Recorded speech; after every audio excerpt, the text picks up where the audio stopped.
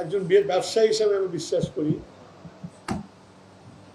যে গভর্নমেন্ট যদি কোনো সেক্টরকে পলিসি সাপোর্টটা ঠিক মতো দেয় তাহলে দেশে বিপ্লব আনতে পারে। গার্মেন্ট সেক্টরে 80-র দিকে প্রেসিডেন্ট জিয়া তাদেরকে পলিসি সাপোর্ট দিয়েছিলেন। এই যে আজকে আপনারা বন্ডেড ওয়ারহাউস, তারপর ব্যাক টু ব্যাক এলসি, যেটা দিয়ে বাংলাদেশে গার্মেন্টসের রেভলিউশন হয়ে গেল, যেটা দিয়ে বাংলাদেশের আমাদের গ্রামে গঞ্জের মেয়েদের চাকরির সংস্থান হলো, সেটা হওয়ার মূল কারণটা ছিল হলো পলিসি সাপোর্ট, এবং সেটা হচ্ছিল ব্যাক টু ব্যাক এলসি আর বন্ডেড ওয়ারহাউস ফ্যাসিলিটি। এই দুইটা দিয়ে আজকে বাংলাদেশের সবচেয়ে বড় বৈদেশিক মুদ্রা রোজগার করার একমাত্র জায়গা। আমিও মনে করি যে এই সেক্টরটাতে আপনাদেরকে যদি আমরা পলিসি সাপোর্ট দিতে পারি এবং রেগুলেশনগুলো যদি আমরা আরো রিল্যাক্স করতে পারি তাহলে বাংলাদেশে আপনারা পারবেন। যে ট্যাক্স স্ট্রাকচারটা যেটা আছে, আপনাদের ইনভার্টার, ফ্রেম, তারপরে আপনার ফটোই, এগুলোকে আমরা একটা স্ট্রাকচারের মধ্যে নিয়ে আসার চেষ্টা করছি যাতে আপনারা যেন সহজে সব জিনিস এনে প্যানেলগুলো বসাতে পারেন। পার্টিকুলারলি এখন আমরা বেশি নজর দিচ্ছি যে আপনার সেভিংসে লাগবে, ব্যাটারিতে লাগবে। ব্যাটারি না হলে আমাকে 4 ঘন্টা দিনের বেলা বিদ্যুৎ দিলে আমার কোনো লাভ হয় না। আমাদের পিক আওয়ার 6টা থেকে 11টা পর্যন্ত, এই যে এখন কুরবানি ঈদ আসতেছে, আমরা 7টা পর্যন্ত বেঁধে দিচ্ছি, 7টার পর দোকানপাট খোলা থাকবে না।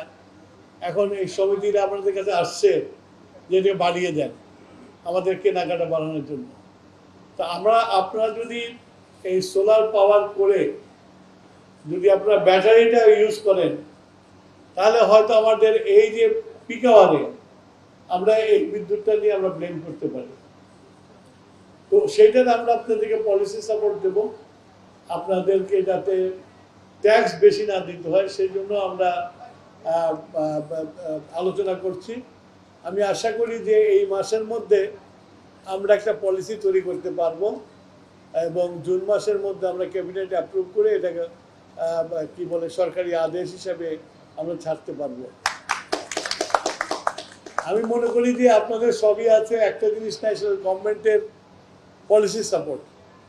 এবং আমি মন্ত্রী হিসেবে আপনাদেরকে বলেই যাচ্ছি যে পলিসি সাপোর্ট আপনারা পাবেন যাতে এটা আমরা আগামী 5 বছরে 10,000 মেগাওয়াটে উন্নতি করতে পারি। তো এই টার্গেট নিয়ে আমরা আগাচ্ছি এবং আমার এখানে আসার উদ্দেশ্য এটাই। আমার আজকে অনেক কাজ ছিল, কিন্তু আমি চলে আসছি এখানেই যে আপনাদের বলার জন্য আপনারা রেডি হন এবং আমরা পলিসি দেওয়ার পরে যেন আপনারা আসেন। আর একটা জিনিস আমরা খুব সিরিয়াসলি চিন্তা করতেছি, সেটা হলো যে ঢাকা শহর থেকে বাংলাদেশে যত শহর আছে, এই শহরে যে রুফটপ আছে, এই রুফটপগুলোতে আপনারা প্রাইভেট যারা এই রুফটপগুলোতে সোলার দিয়ে এবং যে বাড়ির ছাদে দিলেন সেই বাড়িকে আপনারা বিদ্যুৎ দিলেন এবং আপনারা মাস শেষে যে আপনাদের যে নেট ক্যালকুলেটর আছে সেই যে ক্যালকুলেটর থেকে বিলটা নিয়ে আসলেন। বাড়িওয়ালা তো ছাদ এমনি দিবেন না, আপনাদের কিছুটা ভাড়াও তাদের দিতে হবে, ওইটা আপনাদের বিল থেকে রিডাকশন করে দেবেন।